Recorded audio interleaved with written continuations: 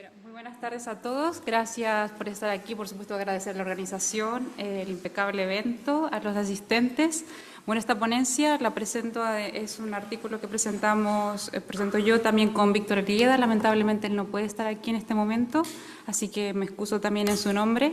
Lo que quisimos presentar en esta ponencia fue que entre los años 20 y 2025, lo que hicimos fue trabajar en la actualización del inventario nacional del patrimonio inmueble de Chile, de dos regiones, de las regiones de Atacama y de las regiones de Antofagasta. Nos pareció interesante esta oportunidad para poder tomar este inventario, estos catálogos que existen en todos los países que tienen en general de su patrimonio arquitectónico, y darle una aplicación, un uso, que no solamente sea una base de datos, sino explicar un poco qué aplicaciones podrían tener, y en este caso centrarnos en el patrimonio minero de estas dos regiones que están situadas en el norte del país, y que además el patrimonio minero es una imagen, una insignia de alguna manera del patrimonio cultural que compone ambos territorios. El Inventario Nacional del Patrimonio Inmueble de Chile está gestionado por la Dirección de Arquitectura del Ministerio de Obras Públicas. A diferencia de, por ejemplo, de España, se gestiona a nivel nacional. Este inventario se realizó en el año 98 y 2000 a lo largo de todo el país, y transcurridos 20 años, lo que ha hecho el Estado de Chile es actualizar estos inventarios. Y en este caso nosotros vamos a presentar aquí resultados relacionados con estas dos regiones que se sitúan en el norte, como pueden ver en el mapa inferior, que están en la parte superior, ahí indicado con ese círculo rojo. Existen varios productos que se buscó como objetivo de este proceso de actualización. Principalmente, por supuesto, era saber qué había pasado 20 años después de la realización de estos inventarios. También aumentar esta base de datos, aumentaron algunos en un 50%, 60%, hasta el doble de los casos que habían sido catalogados. Conocer también, por otra parte, que toda esta información ya no esté en una ficha, sino que esté georreferenciada, que forme parte de una geodatabase, que eso al final es clave para el análisis y la gestión de estos recursos patrimoniales.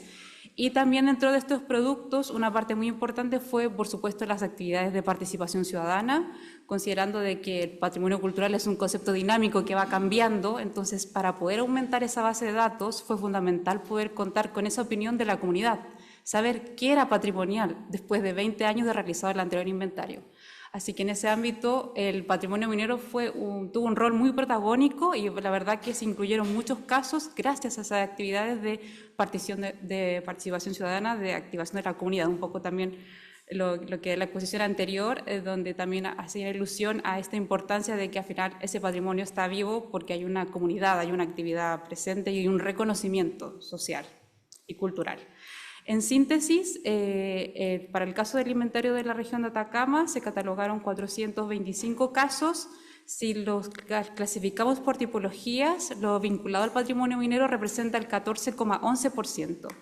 Para el caso de la región de Antofagasta se registraron en este inventario 564 casos, lo cual del ámbito del patrimonio minero es un 20%. La verdad que es bastante representativo, o sea, bastante amplio en relación a la cantidad de patrimonio que hay, que sea un 20% para el caso de la región de Antofagasta. Un poco como contexto, para este ejercicio,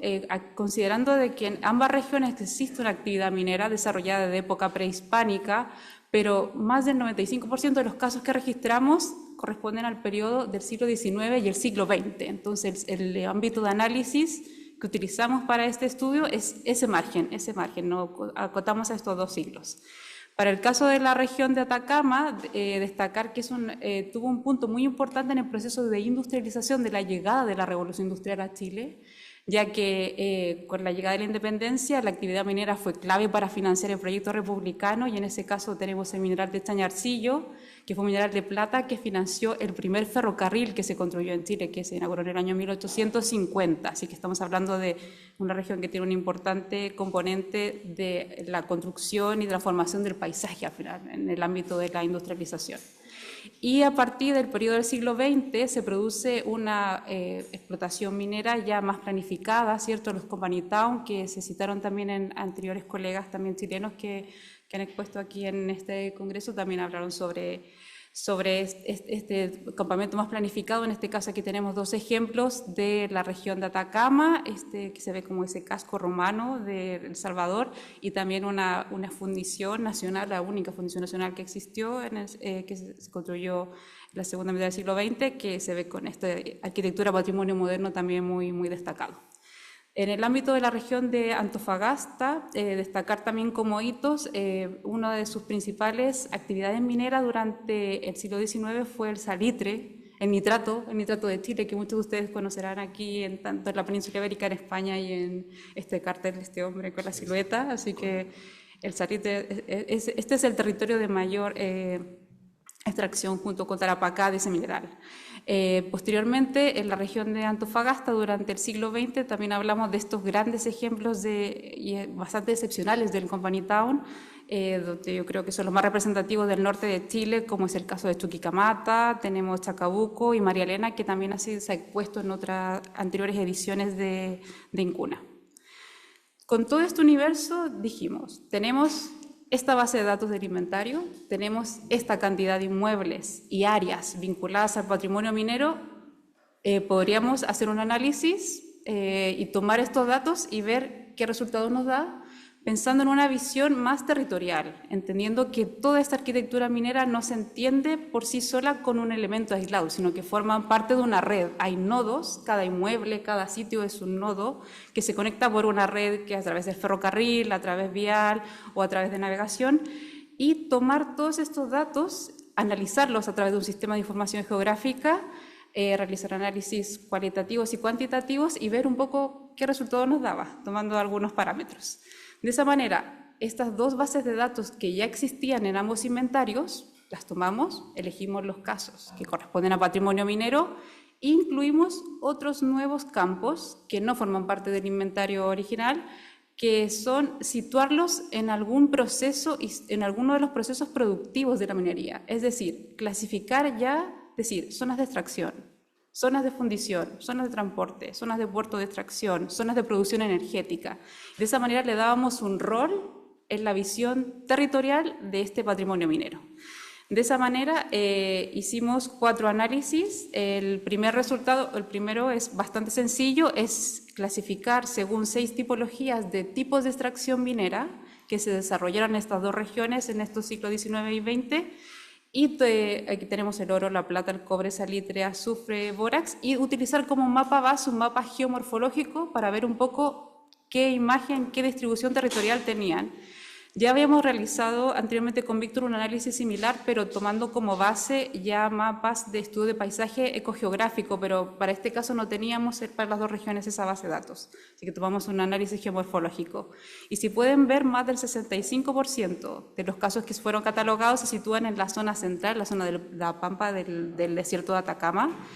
Y aparecen cosas interesantes como la minería del cobre, que se desarrolla no en un punto estratégico, sino que va desde territorios costeros, pasando por zonas desérticas, hasta territorios que llegan hasta los 2.800 metros sobre el nivel del mar. Y también tenemos casos muy vinculados a la situación geográfica, o sea que están siempre acotados ahí, que es, por ejemplo, para el caso de la minería del azufre, que se sitúa en estas bases volcánicas, en la parte más alta, con esos puntos naranja, que claramente hay una relación territorio, localización, altitud, minería.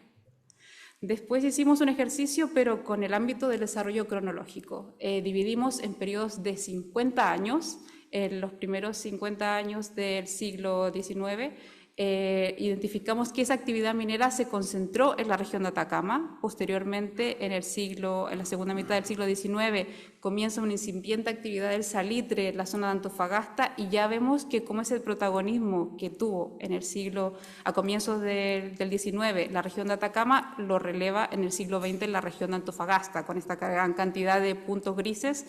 que corresponden a sitios de extracción de la minería del salitre. Posteriormente, ya en la segunda mitad del siglo XX, se ve que toda esa pequeña minería de otra escala, de otra producción, desaparece y se quedan estos grandes hitos de producción minera asociada al cobre, ya de la gran minería, que son estos puntos rojos que se pueden ver en ese mapa final. También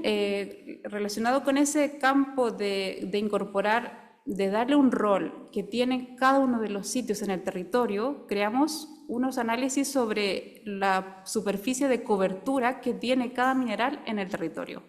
Lo hicimos con 3 minerales, con la plata, como pueden ver aquí un ejemplo donde se ve claramente 2 zonas, donde están esos puntos azules, las zonas de extracción, después hay unas zonas de fundición y un puerto de exportación. Se ve tanto en la parte media de la región de Atacama y en la parte sur. El mismo ejercicio, pero para el patrimonio del salitre, también se identificaron claramente 3 zonas, se agrupan estas zonas, esos puntos son zonas de extracción, esas redes que aparecen son el sistema ferroviario y esos puntos que se ven al final son puertos de exportación. Y aquí hay un zoom de un ejemplo de pensando un poco qué aplicación podría tener este análisis territorial, y claramente tenemos este ejemplo que está situado, que correspondería al centro, a la zona del Cantón Central, en Antofagasta, donde esos puntos son las oficinas salitreras. Tenemos esa línea, ese trazado que nos da el ferrocarril que comunicaba el interior con el puerto de exportación de Antofagasta, y creamos esta buffer zone un poco pensando como en un área de acción que podría ser utilizado perfectamente para un diseño de un itinerario cultural, para una ruta o otras actividades de desarrollo, un poco identificando qué acción de puesta en valor podría complementar toda esa zona. Aquí tenemos un ejemplo similar, pero con el cobre, y también se ve esta comunicación desde el punto de producción, de extracción, fundición, traslado y puerto de exportación. Y también nos pareció interesante hacer un estudio sobre riesgo de pérdida, porque de la cantidad de casos que catalogamos de patrimonio minero en estos inventarios, más del 75% está en estado de conservación malo, que creo que también es algo que han podido ver en las fotografías. De esa manera ya teníamos una vulnerabilidad estructural muy elevada que está en riesgo de pérdida, y por otra parte, si combinamos con la amenaza natural que hay presente en el territorio, en este caso en Chile tenemos el riesgo volcánico, de vulcanismo, el riesgo de tsunamis, toda la zona costera, hay un riesgo permanente, latente de terremotos, o sea, todos siempre pueden estar afectados a algún terremoto, también zonas de aluvión. Y lo que hicimos fue tomar esos 2 parámetros de vulnerabilidad estructural con amenaza natural y generamos este mapa de riesgo de pérdida. Entonces, aquellos puntos rojos, todos los puntos son casos que fueron catalogados correspondientes al patrimonio minero. Los puntos rojos son aquellos que tienen un alto, elevado riesgo de pérdida, y los que están situados además en esas zonas que se ven como un mapa de calor. O sea, el mapa de calor que se ve como zonas rojas es a través de extrapolar varios datos de una conjunción de varios casos en un área. Identificamos también zonas de riesgo, entonces vemos que esos puntos que están rojos y en zonas rojas son los que son más vulnerables. Esto puede servir, claro, para la gestión de riesgo del patrimonio, así que es una herramienta, o sea, está el dato y falta un poco de gestión de análisis para poder trabajar y que ayude a esto. De esta manera, un poco lo que queremos es visibilizar que estos inventarios se han actualizado, el Estado ha invertido en generar una base de datos,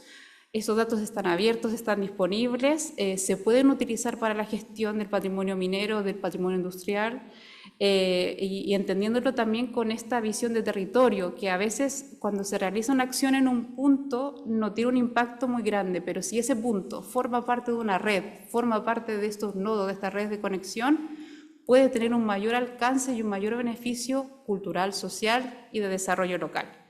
Así que proponemos también a través de estos análisis, estas bases pueden servir para el diseño de planes de gestión territorial, para el diseño de rutas patrimoniales, una herramienta también para la educación, para entender todo el sistema territorial que constituye este patrimonio minero que se sitúa en el norte de Chile. Muchas gracias.